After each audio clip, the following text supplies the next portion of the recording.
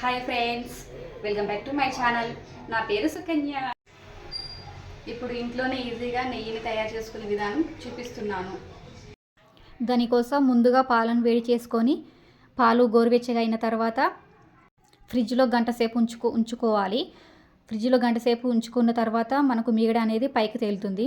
ఆ మీగడను మనం ఇలా కలెక్ట్ చేసుకోవాలి. జాలితోటి ఇలా కలెక్ట్ చేసుకోవడం వలన పాలు అనేది రాకుండా కేవలం మీగడ మాత్రమే వచ్చేస్తుంది. ఇలా 15 days నుండి కలెక్ట్ చేసిన మీగడ ఇంత క్వాంటిటీలో వచ్చింది.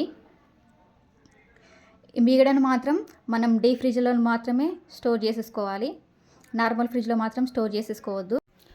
నార్మల్ ఫ్రిడ్జ్లో స్టోర్ చేసుకోవడం వలన మీగడ అనేది ఖరాబ్ అయిపోతుంది. కాబట్టి డీప్ ఫ్రిడ్జ్లోనే స్టోర్ చేసేసుకోవాలి. మనం నెయ్యి చేసుకుంటేందుకు ఐస్ వాటర్ అవసరం కాబట్టి 2 bottles నేను డీప్ ఫ్రిడ్జర్లో 4 hours పెట్టేశాను. ఇలా మీగడను ఒక గంట ముందే మనం డీప్ ఫ్రిడ్జ్లో నుండి తీసి బయట పెట్టేసుకోవాలి. ఇలా పెట్టేసుకోవడం వలన మీగడ అనేది ఇలా మెత్తగా అవుతుంది. ఇలా మెత్తగా అయిన తర్వాత మనం మిక్సీలో వేసేసుకొని సగం క్వాంటిటీ వేసేసుకోవాలి. ఇందులో ఐస్ వాటర్ని వేసుకోవాలి. వేసుకొని మిక్సీ పట్టుకోవాలి. మిక్సీని పల్స్ ఇచ్చుకుంటూ పట్టుకోవాలి. ఇలా పల్స్ ఇచ్చుకుంటూ పట్టుకోవడం వలన వెన్న అనేది త్వరగా వస్తుంది. ఇలా క్రీమీగా అవ్వగానే ఇంకా కొన్ని కూల్ వాటర్ని వేసేసుకోవాలి. కూల్ వాటర్ వేసుకున్న తర్వాత మనం మూత పెట్టుకొని మిక్సీ పట్టేసుకోవాలి. మిక్సీని పల్స్ ఇచ్చుకుంటూ పట్టుకోవాలి. పల్స్ ఇచ్చుకుంటూ పట్టుకోవడం వలన మనకు వెన్న అనేది త్వరగా వచ్చేస్తుంది. ఇలా వెన్న అంతా పైకి వచ్చేసిన తర్వాత మనం ఆ వెన్నను సపరేట్ చేసేసుకోవాలి.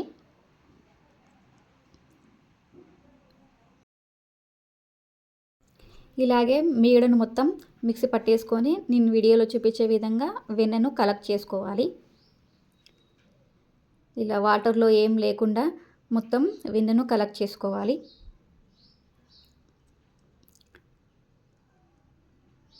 ఇంత క్వాంటిటీలో వచ్చింది ఫస్ట్ టైం. మళ్ళీ సెకండ్ టైం కూడా సేమ్ ఇదే మాదిరిగా మిక్సీ పట్టేసుకొని వెన్నను కలెక్ట్ చేసుకోవాలి.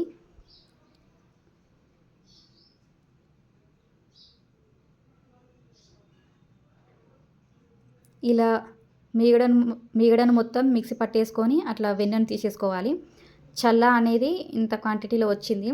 దీనిని చల్లచారు చేసుకోవచ్చు, పారేసుకోవచ్చు, మన ఇష్టం. ఇక వచ్చిన వెన్నను మాత్రం ఇట్లా కూల్ వాటర్ వేసి నేను వీడియోలో చూపించే విధంగా బాగా కడగాలి. ఇలా కడగడం వలన లోపల పాలు ఏమన్నా మిగిలి ఉంటే బయటికి వచ్చేస్తుంది. కాబట్టి ఇలా కడగాలి.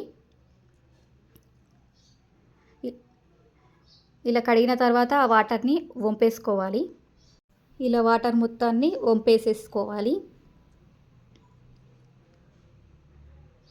సెకండ్ టైం కూడా కూల్ వాటర్ వేసి బాగా కలుపుకోవాలి. నేను వీడియోలో చూపించే విధంగా ఇట్లా వెన్నను ప్రెస్ చేస్తూ ఒత్తుకోవడం వలన దాంట్లో ఉన్న పాలు అనేది వచ్చేసిన తర్వాత వాటిని వంపేసుకోవాలి. థర్డ్ టైం కూడా సేమ్ అదే ప్రాసెస్గా చేసేసుకోవాలి. ఇలా నేను వీడియోలో చూపించే విధంగా వెన్నను అనేది కడగాలి. వెన్నని ఇలా కడగకపోవడం వలన మనకు నెయ్యి అనేది స్మెల్ వస్తుంది. కాబట్టి ఇలా నీళ్ళు తేటగా వచ్చేంత వరకు కడుక్కోవాలి. ఇలా నీళ్ళను వంపేసిన తర్వాత నెయ్యి ఇంత క్వాంటిటీలో వచ్చేసింది. వెన్న ఈ వెన్నను ఒక స్టవ్ పైన పెట్టి సిమ్లో పెట్టి మాత్రం మనం నెయ్యిని తయారు చేసుకోవాలి. ఇలా నెయ్యి కరిగిన తర్వాత మనం కలుపుతూనే ఉండాలి. ఇలా కలపడం వలన అడుగంటకుండా ఉంటుంది. కాబట్టి కలుపుతూనే ఉండాలి. సిమ్లో పెట్టి మాత్రమే మనం నెయ్యిని తయారు చేసుకోవాలి. ఇలా కలుపుతూనే ఉండాలి. ఇందులో 1/2 tablespoon మెంతులు వేసుకోవాలి. 1/2 tablespoon పసుపు వేసుకోవాలి. మెంతులు వేయడం వలన నెయ్యి మంచి ఫ్లేవర్లో ఉంటుంది. పసుపు వేయడం వలన మంచి కలర్ఫుల్గా ఉంటుంది. ప్లస్ మనకు హెల్త్కి కూడా మంచిది. ఇలా నెయ్యిని 10 నిమిషాలు ఉంచుకున్న తర్వాత నెయ్యి అనేది ఇలా ఉంటుంది. ఇలానే సిమ్లో పెట్టి నెయ్యిని చేసుకోవాలి. హైలో మాత్రం పెట్టకూడదు. ఇలా వేస్టేజ్ అంతా కిందికి వెళ్ళి నెయ్యి మాత్రం పైకి తేలుతుంది. ఇలానే కలుపుతూ ఉండాలి. కలపడం మాత్రం ఆపకుండా కలపాలి. ఇలా నురుగా వచ్చి పొంగే టైంలో మాత్రం స్టవ్ నుండి కిందికి దించేసుకోవాలి. నురుగా అంతా పోయిన తర్వాత స్టవ్ పైన పెట్టి మళ్ళీ నెయ్యిని తయారు చేసుకోవాలి. ఇలా వేస్టేజ్ అంతా కిందికి వెళ్ళి నెయ్యి మాత్రం పైకి తేలుతుంది. ఇలా నేను వీడియోలో చూపించే విధంగా వేస్టేజ్ ఈ కలర్లో మారిన తర్వాత స్టవ్ బంద్ చేసుకోవాలి. ఇలా నెయ్యిని చాయ్ వడబోసే జాలితోటి అలా కాటన్ వేసి వడగట్టుకోవాలి.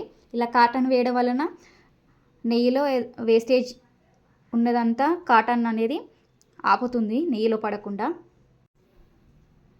ఇది హనీ బాటిల్ అండి. అర్ధ కిలో నెయ్యి అయ్యింది. ఈ నెయ్యిని 5 మినిట్స్ ఫ్రిడ్జ్లో పెట్టి తీసేసుకున్న తర్వాత పూసలాడే నెయ్యి రెడీ. ఇల్లు అంతా సువాసనగా నిండిపోయిందండి. చాలా అంటే చాలా మంచి ఫ్లేవర్ ఉంటుంది నెయ్యి ఇట్లా చేసుకోవడం వలన. ఓకేనండి, బాయ్.